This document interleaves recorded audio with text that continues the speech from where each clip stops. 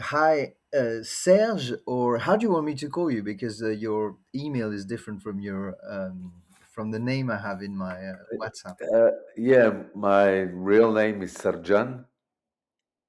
I was born in London, so it was Srdjan is spelled with a Srdjan. Um, I don't know why my parents called me Srdjan. It's the most difficult, and I was born in London, and it's most difficult name to say in English. I don't know. So anyway, we came back uh, to to to Croatia. Then it was Yugoslavia when I was six. My father worked in London, and it was Srdjan was a common name.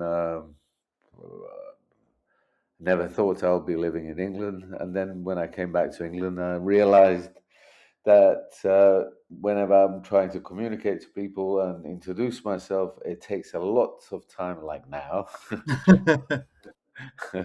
to explain how do you pronounce my name. So I said Serge. So just keep it easy. It's like these kind of introductions kind of are shortened a bit.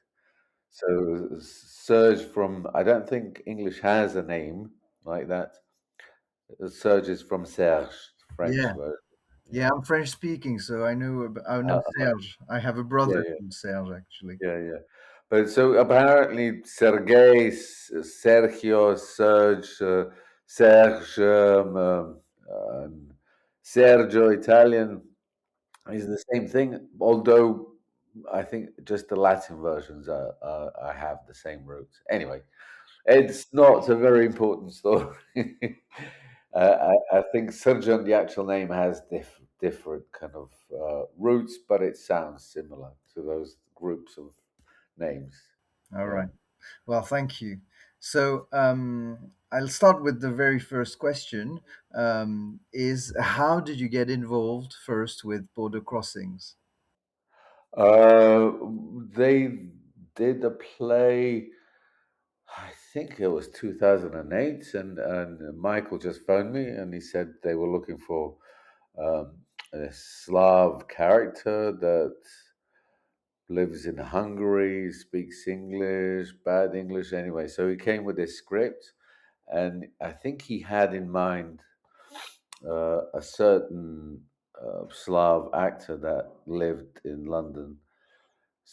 Then when I turned, so there was basically a guy that's kind of quite tall and quite intimidating, and I mean the way he looks, So if you want to write a Slav as a negative person in a script, he would kind of fit physical as a, he can easily fit shaved head, easily fit as a mafia person. So probably when he met me, he kind of thought, oh, you know, it doesn't really fit in the story visually, probably.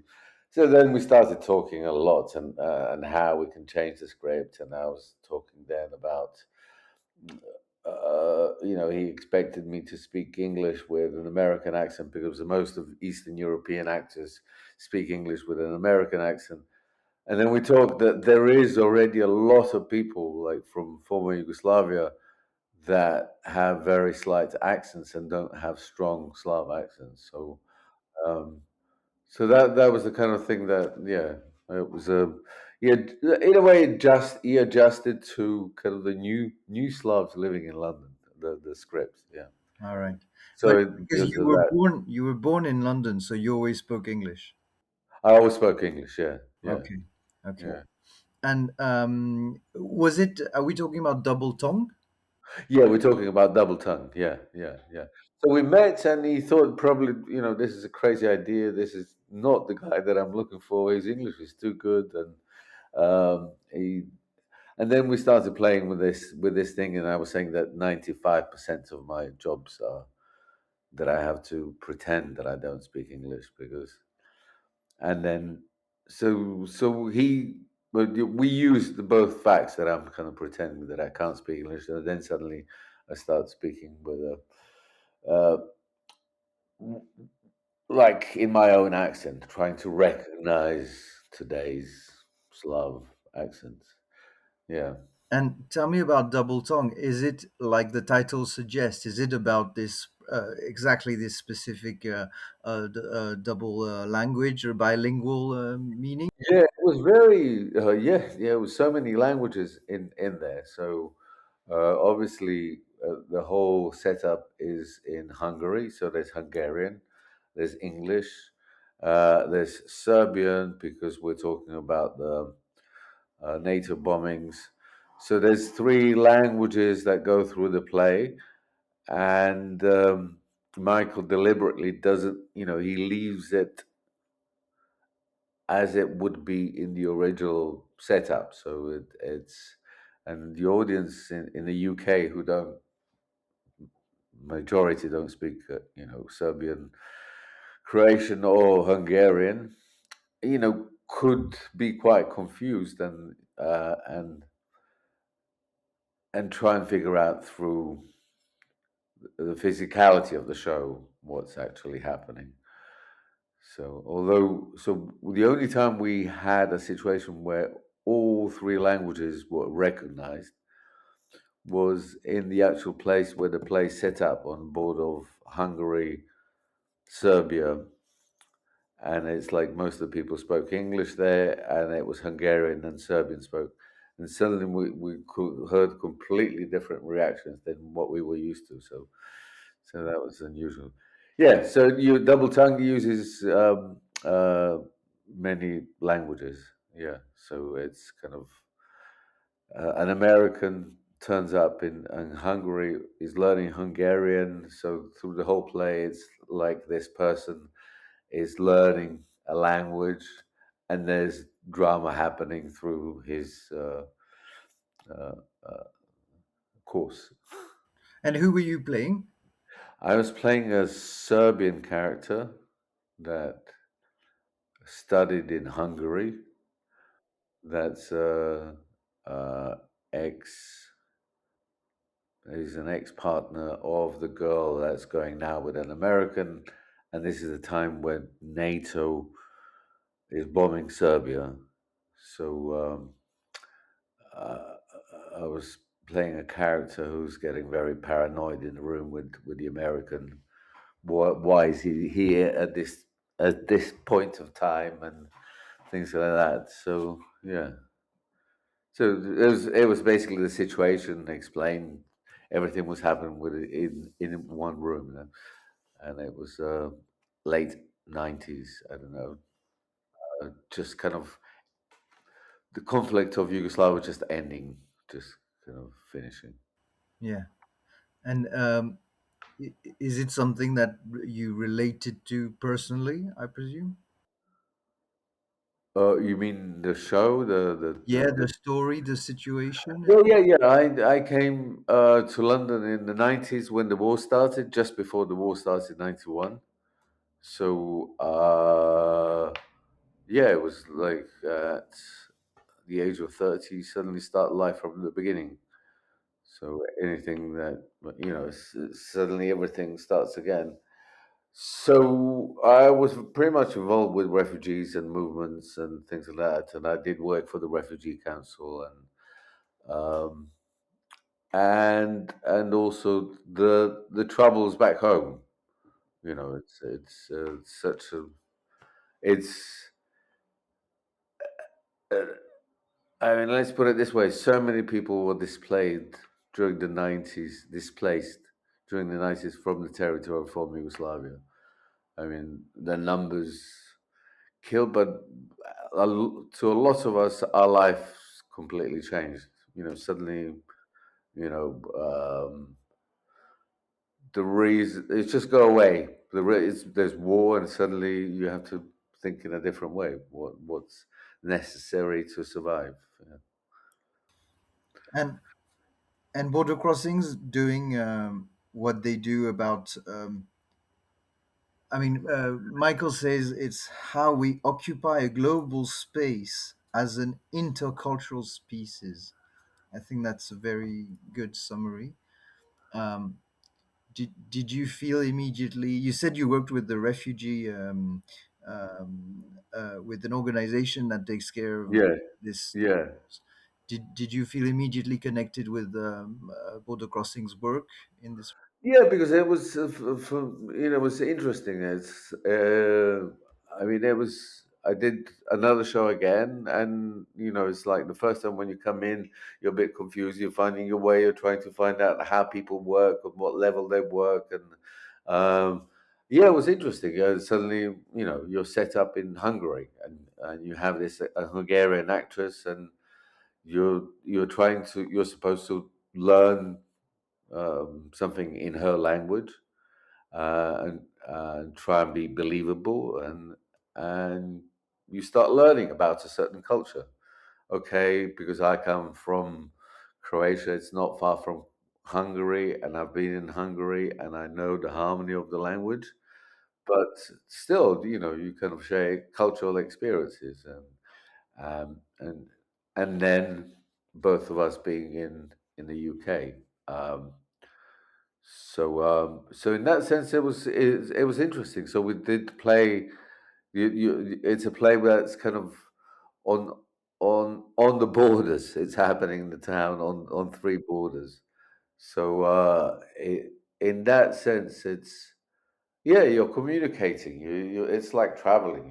You're later on when we played the did the play in those places where it was written, it was just incredible, an incredible journey. How much we were pretty much right about the setup, yeah. And then later on, when I worked with Michael, it was with the Chinese group. Um, so it was again, it's like, and I spent so much time with the Chinese actors, and it's just sharing experiences. What exactly do you do? How do you prepare? What do you eat? When do you eat after show, before the show? So it's like I've never been to China, and it was in a way it was uh, it's a way to travel. And So I'm sorry to yeah. go back to the beginning, but do you remember how Michael found you? You said he.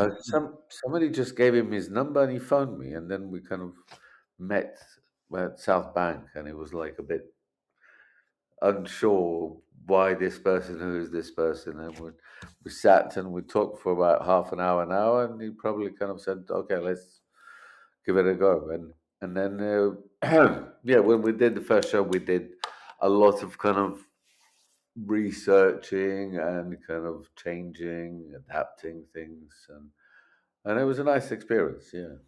And on the first show, you were working with a writer, with Brian Woolen, right? Yes, exactly. Yeah. So he was also there, kind of, in a sense.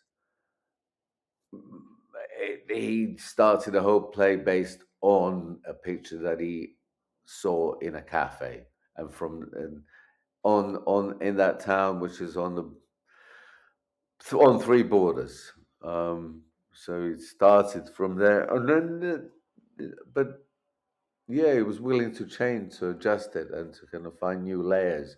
So in that sense, it was great. You had a director, a writer, and you had actual native speakers. So a Hungarian actress, and then me that could speak Croatian, Serbian, um, and it was good to share it. It's like, and then you have certain kind of things that maybe a bit more, and the actual facts, what happened, and then you can correct them. So yeah, um, like about the period that we were talking about or doing a play about. I don't know if it makes sense. Do you understand what I'm trying to say? Yeah, I am. I understand. Yeah. Okay.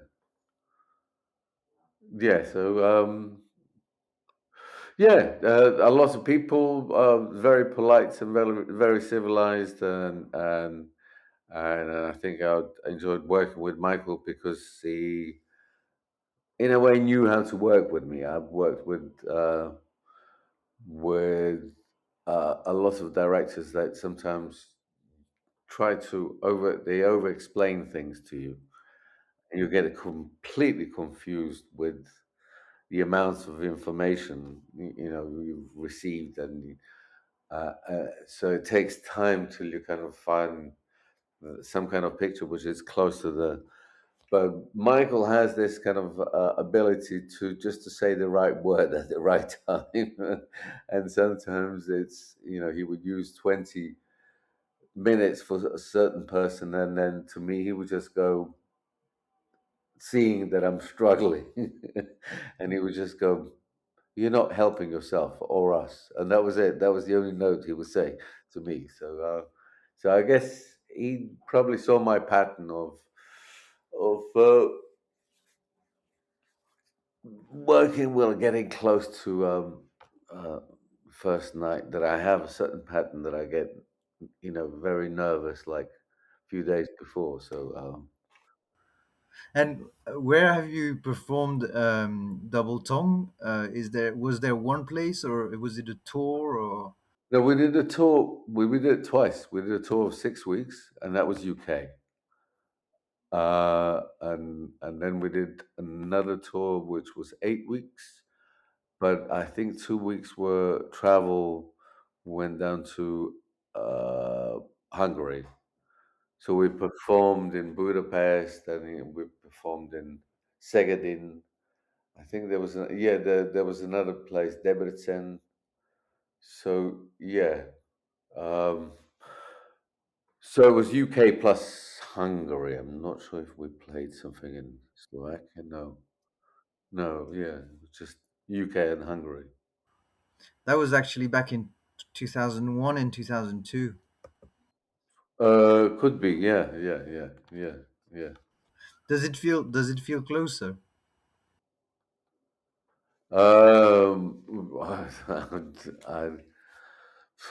I, I'm kind of it's so such a long time ago that and there was two versions of it, so it's kind of I get mixed with the first version was like basically done for no money, and it was done in a tiny little theater. I think a week or two of rehearsals, and then suddenly, yeah, but there was something raw in it and interesting, and then in the second version, it was finally a chance to prepare and have a few weeks of rehearsals, and it suddenly it was something else on a different level. But yeah, but then you lose the rawness of the first time. Yeah, and it was interesting to kind of travel with it and see how people reacted. Yeah, Yeah, and it's just if border crossing is 30 years now, uh, yeah. this is only their fifth year. Do you feel that it's a very kind of you say it's raw? Do you think also that it's the seeds of what they did after? Well, it was definitely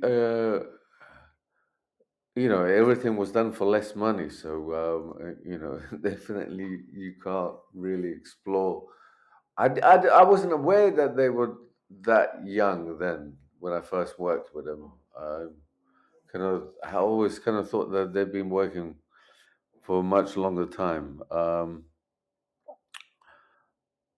Yeah, it was just then it was really kind of like I know Michael was struggling to keep the budget and trying to persuade people to do it for very little money, and yeah, so now obviously it's spread, and people understand more and more what the company's about. So it's the same thing when I came back to do the second show. I knew Michael, I knew how he works, and I know it's like the way he works, and it's much easier. And of course, if after 20 years you're expected to establish your place and be a bit more comfortable with the fundings you get. Yeah, Hmm. And so you came back for Consumed, yeah. I came back for consumed. Yeah, yeah, yeah. and how was that? Great, oh, fantastic.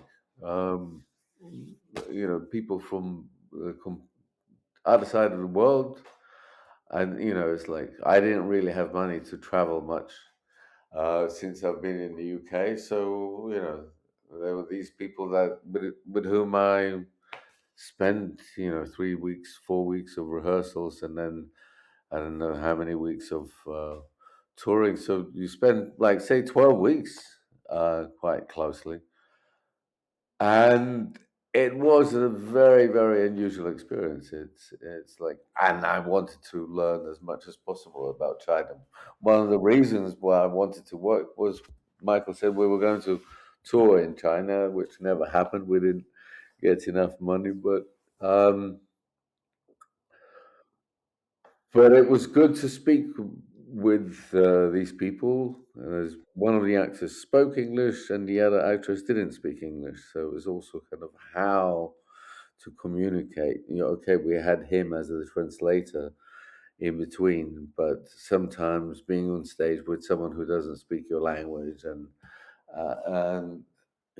how do you kind of tackle that? And yeah, but it's interesting. So it's um, one of those sweet tasks. Yeah. So that was extremely interesting, and it's just yeah, setting yourself in a completely different part of the world where you've never been, and using your imagination to set yourself in a I don't know.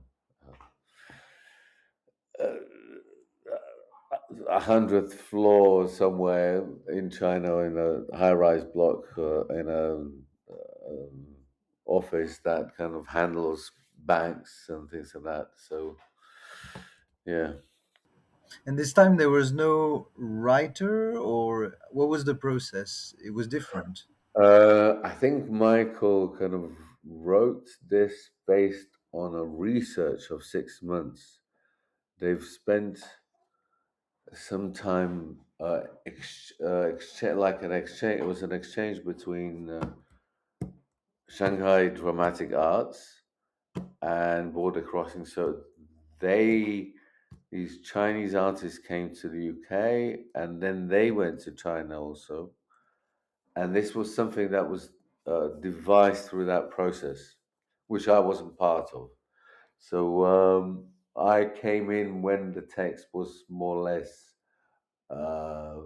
finished, and I think it was Michael just basically taking out the bits and pieces from the workshop. Yeah. And it was a very different process from double tongue to consumed. It was different in the sense that it was just me. Well, I wasn't playing a Slav, so I was playing an Englishman. So suddenly it was, after all these years, always playing Slavs, always pretending that you can't. So suddenly you have to kind of do a play where you have to use, focus and use your best English. And that was one thing. And second thing, you had this. There was three of us on stage, and you had this actress that would only speak Mandarin, and you had this actor who speaks some English and Mandarin is from there.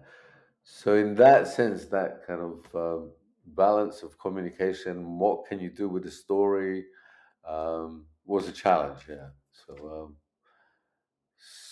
So finding what you can do, what you can't, and yeah, and the actors, the Chinese actors were concerned sometimes, and it was just finding these cultural differences, you know, about they were scared of us using certain kind of sentences or kind of cliches about uh, China, but then there was situations where it was difficult to explain that it's the character saying it.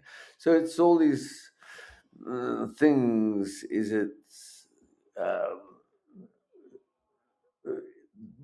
you might be saying something which might make them quite uncomfortable when they come home. So we wouldn't know where these borders are. So that was kind of in a way like trying to test. um,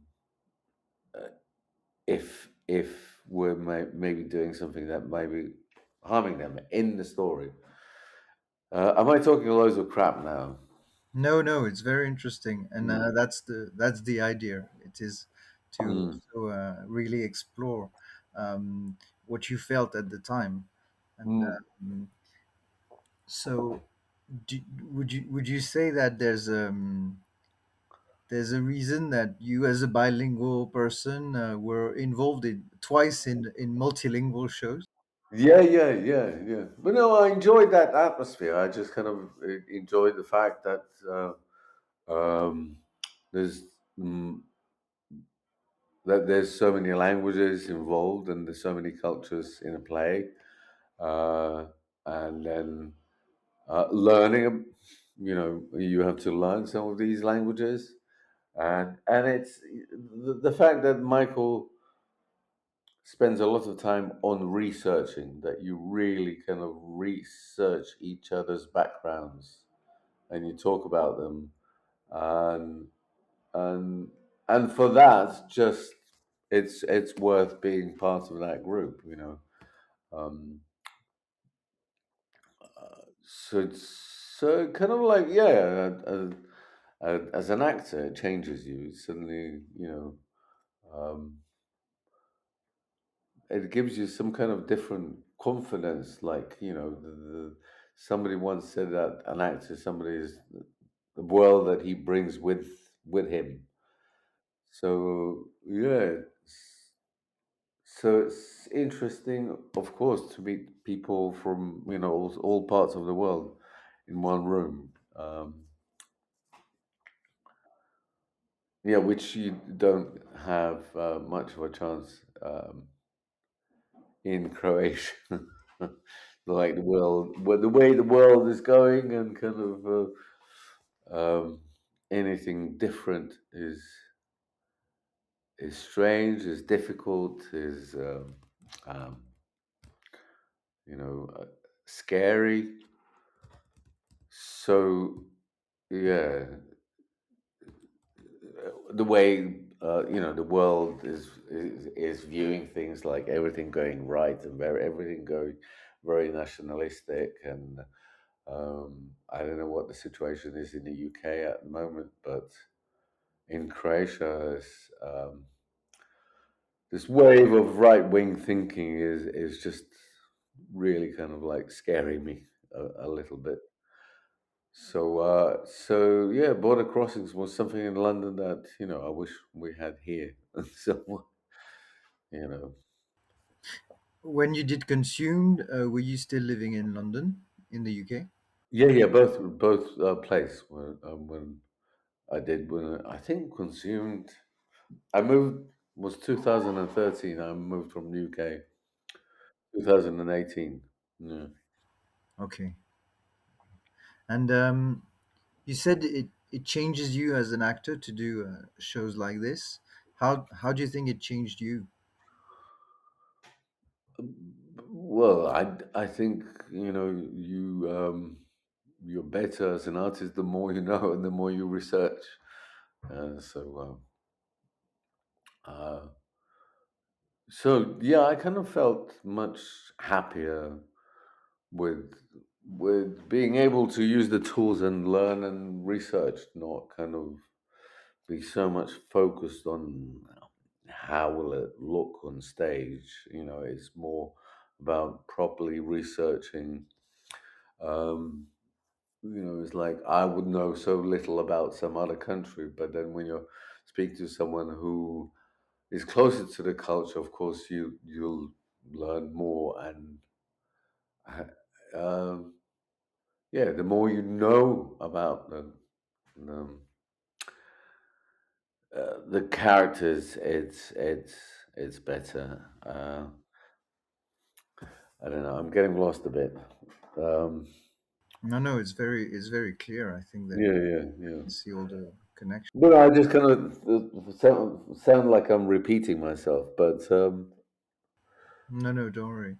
And even if you are, I think it's. yeah.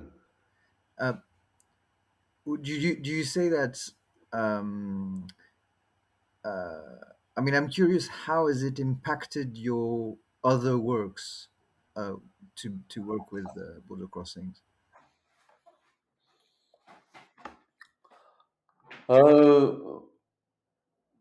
well, you just kind of learn from the good things, in the kind of in the sense that I do not do that many plays, um, and in fact, I just kind of I've done a few plays since I've come back to Croatia, but I just wasn't happy because like people, nobody's kind of willing to seriously kind of take some matter and kind of research it and observe it properly.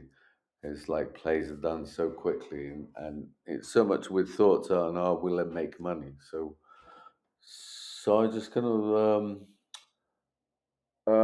it impacted that I kind of moved to an island where I kind of slowly pick up a group of people that are willing to work in that way.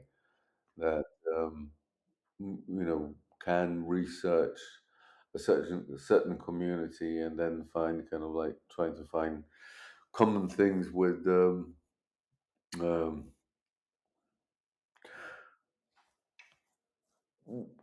with creative people that kind of function in a similar way in around here, uh, which is quite difficult because the it's not such a rich society. They don't invest a lot into culture.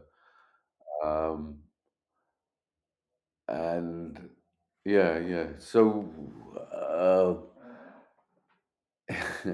how did the question was how did it impact it? It impacted in a way that I'm kind of trying to do kind of things that are almost impossible to do here. So, but I don't regret it. I enjoyed working in that way. So, yeah. I just find the tools very difficult to use in Croatia. Yeah. Yeah. Do you think it's the access to culture that is different, or even just the ethos, the people's relationship to culture and art? Well, first of all, the budget is much smaller. So we're talking about, it's like in the UK. I remember a friend that I was showing kind of budget in Croatia. So the National Theatre was like receiving money compared to the UK. It would be like some children's theatre. So once you have a small budget like that, you rely on the enthusiasm of the artist or um, a small group or niche of people that are only allowed to kind of like be funded. And now with politics getting involved, so politics is a lot of involved in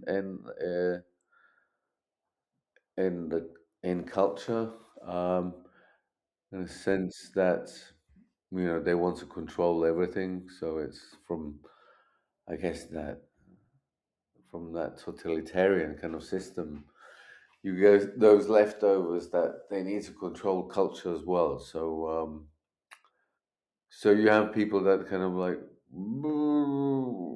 would like to do something more committed, but if it doesn't agree with um, mainstream culture, it's very difficult that it will be funded. Um,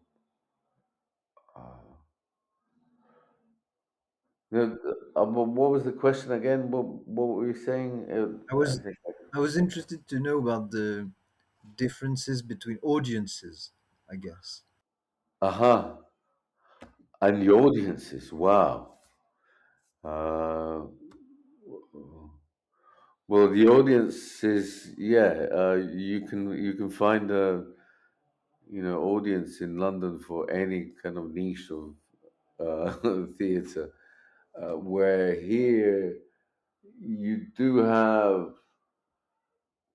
a niche, but it's such a kind of small group of people uh, that so mainstream audiences would, I would say, um, very basic level what they expect.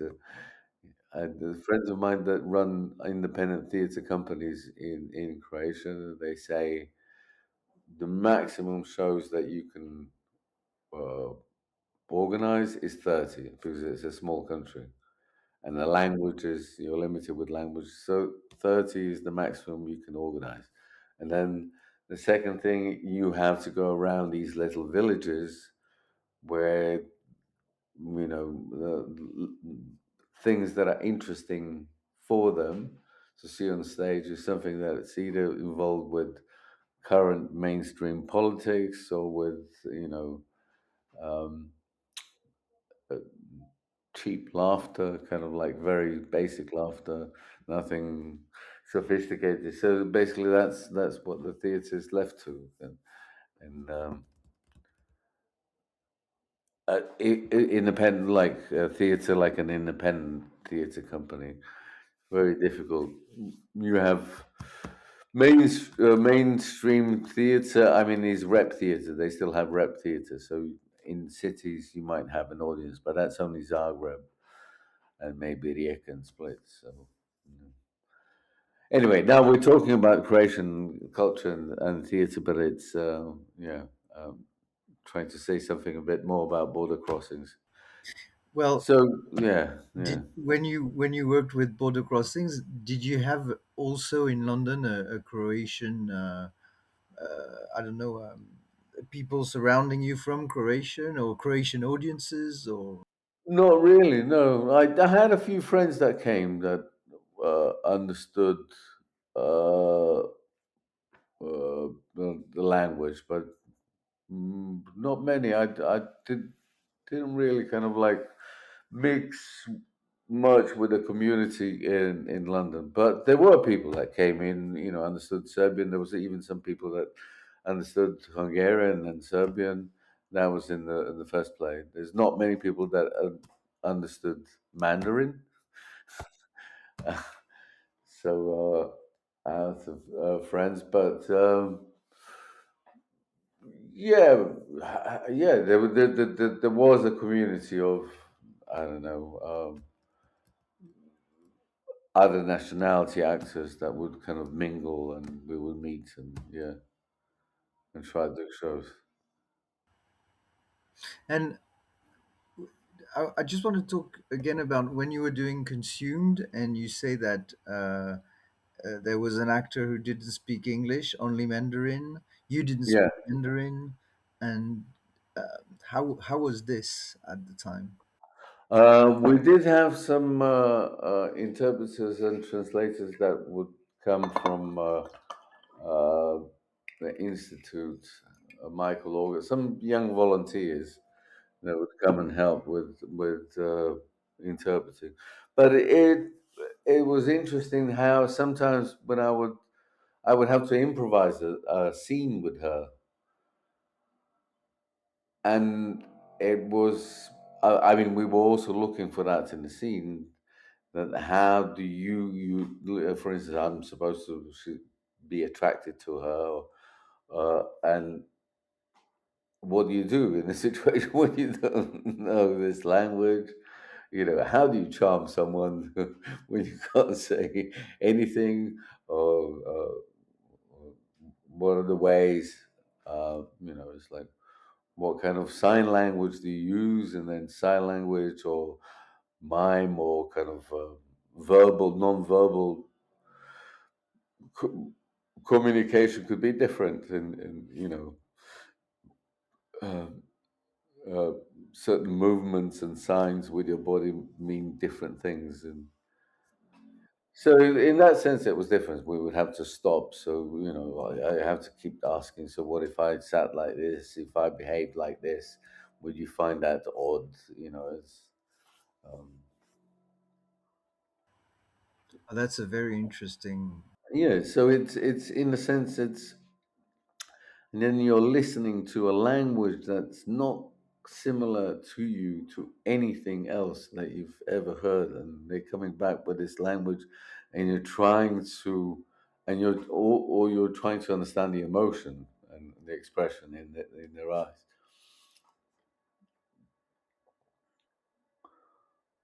Because with European languages, you're kind of more or less, if you travel to Europe, Latino languages, Slav languages, you've heard them. Okay, Hungarian and Finnish jumps out, but the harmony is still there. It's like, and then suddenly there's, it's like the idea of Chinese, and when they were Mandarin, when they were trying to explain how you pronounce these things, absolutely, it's so difficult to get your head around the way you think when you say things. They kept saying when I was saying words, it's completely, just think like signs. Just think like signs. Don't think like words. So that's kind of quite difficult to explain to yourself. Like, you don't read a sentence. You don't think of them as words. Just think of them as an object and a sign, and that's how you pronounce it. And it's very, very unusual. Yeah. Did you have to speak Mandarin? Yeah, yeah, I had to. So I learned a few sentences like a parrot. So I just kept repeating them. Not that I would remember much of it. Yeah, at the end, I had to sound like I've learned. So I say a few words, I had to sound like I've learned Mandarin, and I would have to play that with the other actress with conviction, like you know what you're saying. Mm. Mm. And in double tone, did you have to learn another language as well? Yeah, Hungarian, yeah, and that was also kind of like, well, when you learn it, what can you do? You learn it like a parrot. There's still some bits and pieces that I remember from 2002, but then, you're there in the scene, and suddenly you're thinking, what am I actually talking about? What's this word? It's like when you're doing something on stage with words that you know, that you feel, but this is, you're saying these words and you don't really. I mean, when somebody says, "Okay, explain what you've said just now," you can explain, but you don't get that sense around every word that you pronounce or say or kind of. Mm. So in that sense, yeah, it was strange. I mean, native speakers will say that it sounded okay, that everyone understood me, but it's very, very uh, difficult to speak Chinese Mandarin. So especially on stage. And And you mentioned earlier the two characters. When you talked about each shows, you said that the first one was a bit of a tormented, maybe a bit cliche, if I can paraphrase you. yeah, yeah, it was the idea that he's a Slav.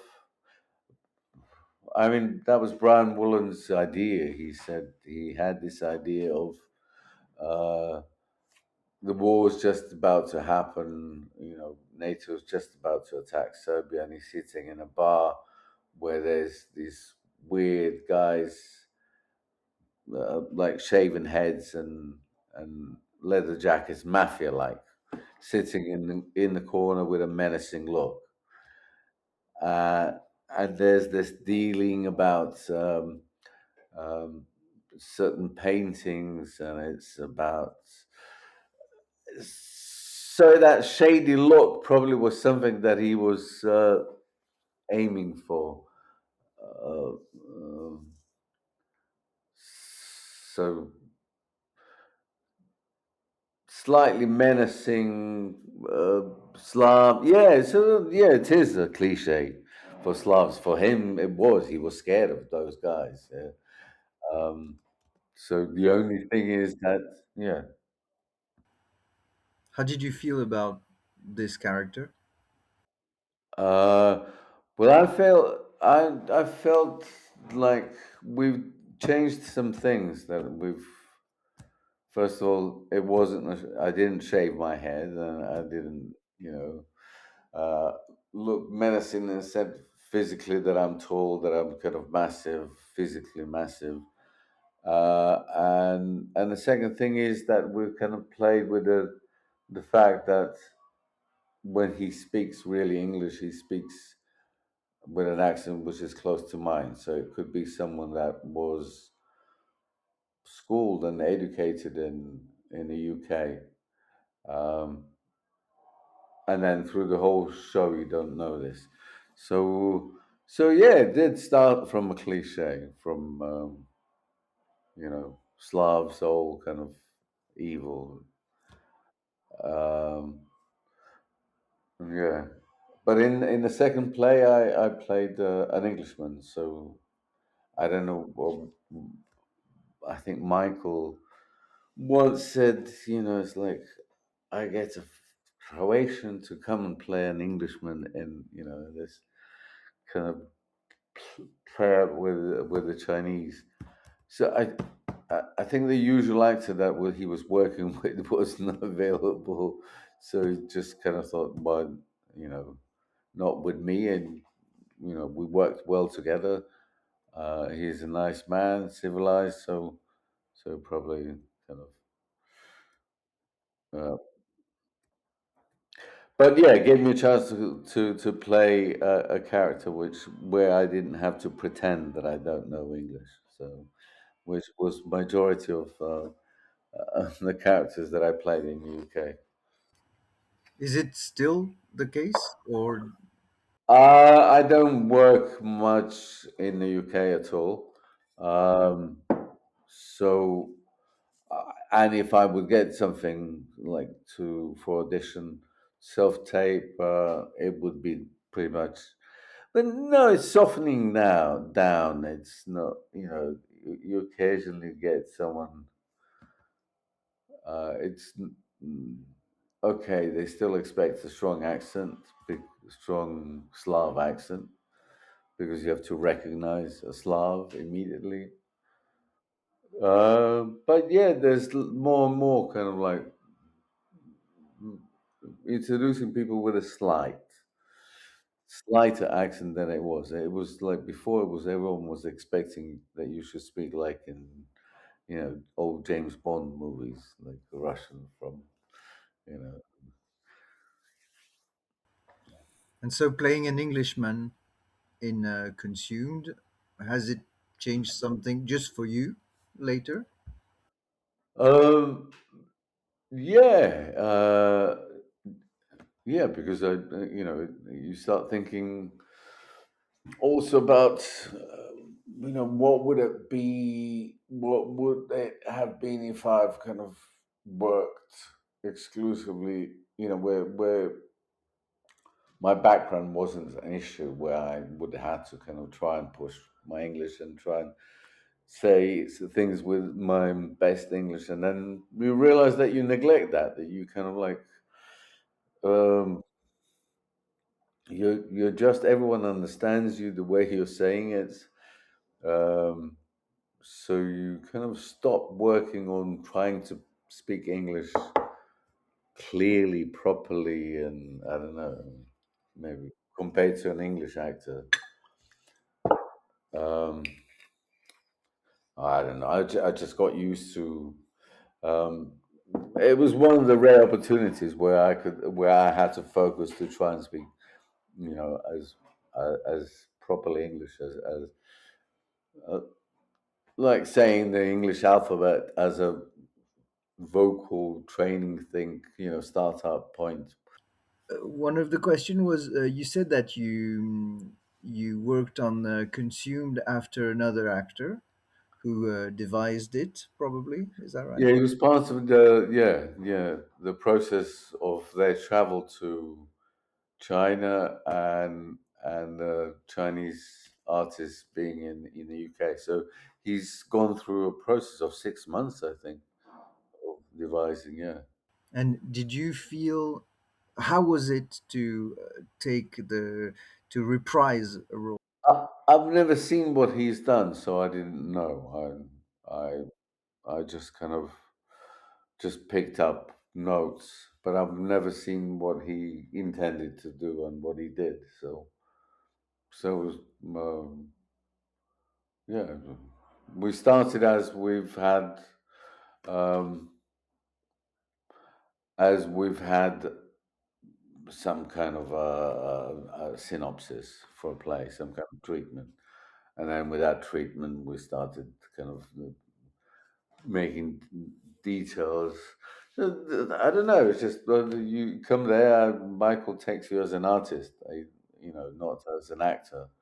So he expects you to get involved in the creative process and how to make it work all together. So he does takes suggestions, and obviously, if that actor would have played, it would have looked completely different. And so now border crossings, and you mentioned Michael a lot. So they're turning 30, the company, and Yeah, there's a kind of legacy now to the company's work. yeah, yeah. How do you feel about this? Like 30 years, what does that represent for you? Uh, I- well, I've been part of two shows. Actually, one show that was played twice, so it's almost like three projects. No, it's just incredible that somebody can exist for so long, um, pretty much independently, and it's almost like Michael by himself, and it's hard work. I have a company now here in Croatia that I've started 2019, and I find it extremely, extremely difficult to handle, the admin and everything, and produce and get things together. It's hard work, and yeah, so to exist, to manage to survive for 30 years, no, it's fantastic. It's well done. Do you Uh, think they have an influence on the way you run your company now? yes, definitely, yeah, uh, absolutely. It's um, I mean, of course, they deal with much bigger kind of tenders and things like that, and they're probably much more wise in administration, and but in a sense that's trying to make it a friendly place, that anyone's welcome, and encourage everyone. If you're feeling creative, yeah, come in. So in that sense, they've kind of helped me with my company here. That okay, at least there's three or four of us at the moment. There's five comes in, and it's all done from a family home, and just be patient. So it's like building this kind of thing. So they've been managed to do that for 30 years. So yeah, And you mentioned earlier that the rise of the far right is quite scary, and it's happening where you are. It is happening all over Europe. yeah. And do you think that it's something that has shifted? And how does theater? How does border crossing play a part in this political kind of perspective? I think. Oh, in fact, that they're very bold that they kind of dare talk about things. Um, that they go straight to the point and try and talk about these things, and you get people from there that try and talk about, try and communicate, articulate things where uh, and listen to people, where we're living in a world at the moment where there's so many kind of like it just you just feel like everything's you're told to do something. There's so many imperatives. There's so many kind of orders. Everything sounds like it's like the small talk politeness is disappearing out of conversations, and that's I don't know what I'm trying to say, but I feel like the the sounds that I'm hearing around are more and more filled with hatred. Did it get better at some point before? Like in those 30 years, I guess you've experienced like the end of the wars and many different moments until now. Was it better for the culture, for the freedom of expression? I think we had a good in these parts here before the war. There was I think uh, end of communism. It was people are much freer to express themselves. I think so. I think end of communism. I mean, in communism, no, you could say anything, but just don't say anything against Tito, and but it was kind of in a way protecting different nationalities and cultures. That you don't uh, spread that hatred amongst nations. Where now it's just like if you don't spread hatred, you're not kind of like part of the gang. It's like it's a normal thing that you have to spread hatred. So, yeah, I mean, during the 30 years, I wouldn't know exactly when I was in England what was happening here during the 30 years. I mean, I had impressions. It's only now that now after 30 years saw this change, and the change from what it was before was that young people were much more open, I think. And it's suddenly as if everything's gone backwards, and yeah. And when you say that hate, uh, there's this big room for hate. Do you think that it's old hatred coming back, or it's something new and different? It's become popular culture. It's become part of pop culture. It's like uh, it's become fashion. It's become suddenly there's this singer who's kind of like that 500,000 people come to his concert, and you don't believe that 500,000, and he sings some kind of it's some hard rock with you know pro-Nazi kind of like well pro-Croatian, but when they were during the Second World War when they were pro-Nazi, statements and and you can't believe how can this guy be so popular? How can 500,000 people go to this concert? And why is 30 years after the war, still the funniest jokes are between kind of like Serbian and Croatian and it's just like these cliches have doubled up.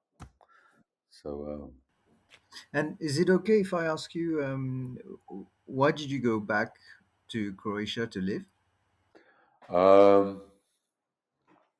I my son kind of well my wife died 15 years ago, and I was and yeah, it was a very difficult period when she was unwell. First one, second thing, and then uh, I didn't feel quite comfortable because I wasn't doing things that I wanted to do. It's like I found myself in London trying to earn money to make, to be for my son to be able to finish school and uh, find a job, which I did. And I found that I wasn't doing the art I wanted to do, and I was doing things for money. So I got involved with social work a lot, and I was doing less and less because I took a full time job in like, a charity, and it suddenly I was working with homeless, but serious homeless in a council, and just found it very stressful. So I, I saw my son stand on his feet, find a job, get married, and I kind of felt safe that I can come back because I have an older mother, and there's a lot and I was close to pension, so I thought, with the savings that I had, and then I have to sort out things here. I can do kind of creative art or something um, more creative than I could have done in London. In London, I had to focus on money, so I had to take acting jobs. It's not that acting would have been, you know, something that if the war never happened, it's not that acting maybe would have been my first choice career. I was using acting jobs because they were paid well if you worked for television or film. Yeah. So I kind of think that yeah, I felt that because of that I can maybe do on low budget kind of low things. Yeah, and my I come from a family that um, uh, I'm a single child, so I have somewhere to be. I don't have to pay rent, so I can live very cheaply. So compared to the UK, where I had to really earn two or three jobs in order to survive here. Um, Slowed down my life. I lived on an island near the sea, and trying to kind of slowly build this little arts organization with small funding.